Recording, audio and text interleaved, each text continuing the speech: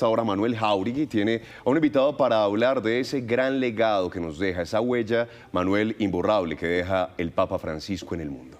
Andrés, buenos días. La muerte del Papa Francisco marca el final de una era profundamente transformadora para la Iglesia, con un pontificado que rompió esquemas, habló sin rodeos y puso en el centro a los más pobres y excluidos. Jorge Mario Bergoglio dejó una huella indeleble no solo en el Vaticano, sino en el corazón de millones de creyentes alrededor del mundo. Para hablar del tema y del legado del primer Papa latinoamericano en la historia, nos acompaña en Noticias Caracol Monseñor Humberto González Franco. Él es miembro de la Pontificia Comisión para América Latina y cercano a colaborador en muchas de las reflexiones impulsadas por el pontífice. Monseñor, bienvenido a Noticias Caracol y gracias por acompañarnos en este momento de recogimiento y memoria.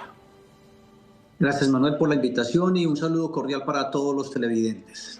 Monseñor, la pregunta puntual es, ¿se está cumpliendo lo que el Papa Francisco en vida dijo de lo que se quería hacer en el momento de su fallecimiento? Vemos a un Papa en esos momentos expuesto, ya su cuerpo, pero sin el báculo, con algunas de las ornamentaciones papales que no son particularmente ligadas a la tradición. Cuéntenos, ¿se está cumpliendo esa voluntad del Santo Padre? Claro que se cumple, porque él quiso una cosa mucho más sencilla, sin que los anteriores hubieran sido una cosa exuberante. Él quiere una cosa más tranquila, como lo manifestó desde el mismo día en que fue elegido Papa, que no quiso usar la museta, los zapatos rojos, cambiarse el anillo, más tener el sencillito que tenía desde su mismo episcopado. En fin, está haciéndose las cosas que él ha pedido y se están haciendo con todo el respeto que se merecía la persona. Monseñor, usted ha seguido de cerca el pontificado del Papa Francisco. ¿En qué momentos de su vida previa como arzobispo de Buenos Aires marcaron el estilo pastoral que luego él llevó al Vaticano y que fue muy evidente? Yo llegué a trabajar a Roma en el 2006, en octubre del 2006, en la Pontificia Comisión para América Latina, y el Jorge Mario Bergoglio, cardenal, era miembro de la Pontificia Comisión para América Latina y además se hospedaba en la casa Domus Internacional Pablo VI, que es la casa donde yo vivo en Roma. Por lo tanto, lo conocí desde el 2007, en enero, donde pudo participar en la primera reunión plenaria nuestra, y pues conocí al hombre cercano, al hombre muy puntual, al hombre cálido, que siempre se acertaba y se preocupaba por el pueblo de Dios. Él usa mucho la figura del pueblo de Dios, pero no pueblo en términos populistas, sino pueblo como comunidad, pueblo que peregrina, pueblo que va hacia adelante. Y eso lo reflejaba muy bien en todo el trabajo que desplegaba en Buenos Aires, particularmente donde estaba su última sede. En Buenos Aires tuve la oportunidad de ir en el 2018 a celebrar la Semana Santa justo en una de las villas que se llaman Villas Miserias, y conocer allí donde él se movía, entre la gente sencilla, pobre, donde hay gente tan buena, gente tan noble pero tan responsable, donde hay tantos niños y jóvenes víctimas a veces de los demás, de las exclusiones, de la droga, víctimas de la prostitución, pero que estaban en el centro de su vida. Y el Papa Francisco, una vez que estando allí como cardenal Bergoglio, ha tratado de traer toda esa misma experiencia al centro de la catolicidad, que es en Roma, y ha tratado de vivirlo y expandirlo para las demás personas, donde centremos la mirada sobre las personas necesitadas, las personas pobres, las personas que sufren. Eso que nos cuenta, Monseñor, sin duda va de la mano en esa coherencia que siempre caracterizó al Papa Francisco, especialmente cuando de inclusión se hablaba. Monseñor, quiero preguntarle por lo que estamos observando en este momento. Son esas primeras imágenes del Vaticano después de que permanece el féretro de Papa Francisco en la capilla de Santa Marta. Explíquenos lo que está pasando hoy. ¿Quiénes lo acompañan hoy? ¿Qué protocolo se lleva ahí en ese momento? Descríbanos lo que está viviendo en este momento, lo que se vive en esa capilla de Santa Marta antes de que sea trasladado a la Basílica de San Pedro. Bueno, primero es inusual, porque los papas, ya lo sabemos todos, vivían en el Palacio Apostólico. Y entonces cuando moría el Papa en el Palacio Apostólico, pues lo tenían un momento de velación allí y luego lo bajaban por unas escalas que conducían directamente a la Basílica, o lo llevaban primero a la Plaza de San Pedro. Ahora el Papa está en la capilla de la Casa Santa Marta. La Casa Santa Marta, que fue la que él eligió para vivir y para compartir desde allí la cercanía con el pueblo de Dios. Él no quería estar, digamos, limitado por unos guardias que estuvieran distantes y que le impidieran el paso de la cercanía a la gente. Él lo manifestó siempre. ¿Quiénes están allí? Las personas que viven en la casa. Las personas que vivían en la Casa Santa Marta, que son oficiales y dependientes o nuncios que trabajan en la Santa Sede y que viven en la misma casa, porque es una vivienda donde se comparte la vida familiar. Además están todo el personal de la Secretaría de Estado, como es el cardenal Parolín, que es el secretario de Estado, el sustituto Monseñor Edgar Peña, están todas estas personas, el ceremoniero del Papa, que son las personas, digamos, que tenían que ver más directamente con él. Es la capilla donde el Papa estuvo celebrando, recordamos durante la pandemia que celebraba todos los días la Santa Misa, y desde allí nos sostenía al mundo, nos acompañaba, nos guiaba, nos decía, bueno, qué era la actitud que teníamos que tener para poder afrontar las situaciones difíciles. Y como era su casa, pues entonces en la capilla le están velando.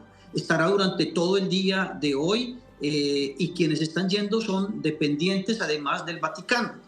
O sea, todo el personal que trabaja en Vaticano ha tenido esa, digamos, oportunidad, dicha, privilegio de poder acompañarlo a él antes de ser transferido a la Basílica de San Pedro, donde será luego expuesto para la despedida que todo el pueblo de Dios quiera hacerle al Papa Francisco. Monseñor, hay una gran expectativa de lo que va a ocurrir este sábado en el funeral del Papa Francisco, pero también de lo que se llevará a cabo en el cónclave, en esta reunión en donde se elegirá al nuevo Papa. Incluso también ya empiezan a sonar nombres importantes como posibles papaules. ¿Cómo usted ve, Monseñor, lo que va a ocurrir en los próximos días? Mira, yo soy de Colombia, soy de Manizales y a mí me enseñó mi papá que el día de la quema se verá el humo. Entonces veremos el humo el día en que salga elegido un nuevo papa.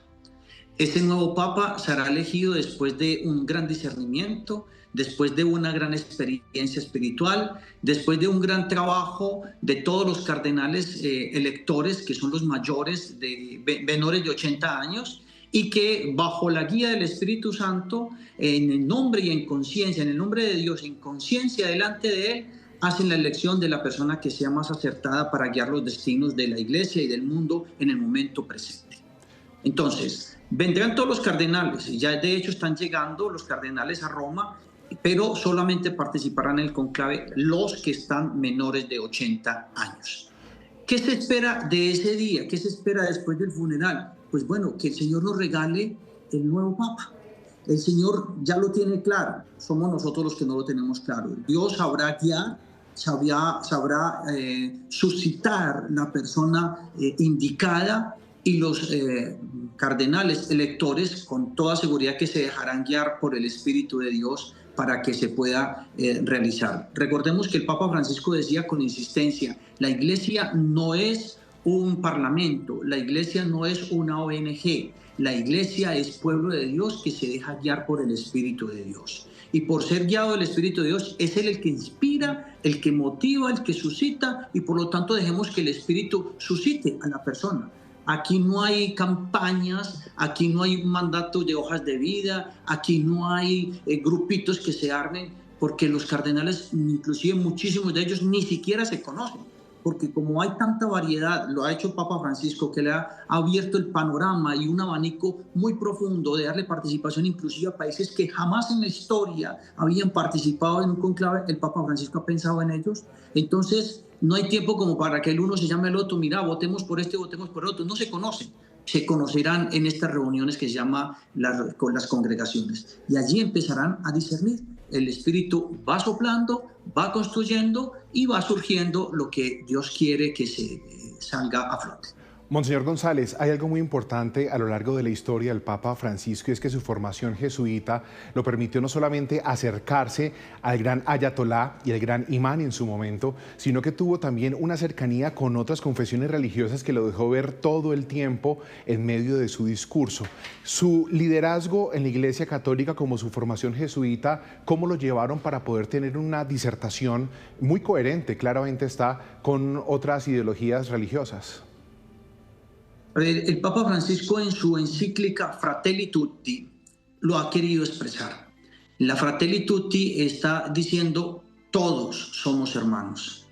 Aunque pensemos distinto, Aunque tengamos maneras de expresarnos, de ver la vida, de concebir la vida, el hombre, la mujer, todos somos hermanos, porque somos criaturas y somos hijos de un mismo Dios. Y por lo tanto, para él prima eso. Prima no el que yo gobierne con una idea, sino que seamos todos capaces de reconocernos criaturas de Dios, hijos de un mismo Padre, al que tenemos que mantener como un respeto. Desde siempre lo manifestó en Buenos Aires. Él tenía contacto con rabinos, tenía contacto con miembros de otras profesiones religiosas, porque cree en la bondad que hay en cada una de ellas. La tienen.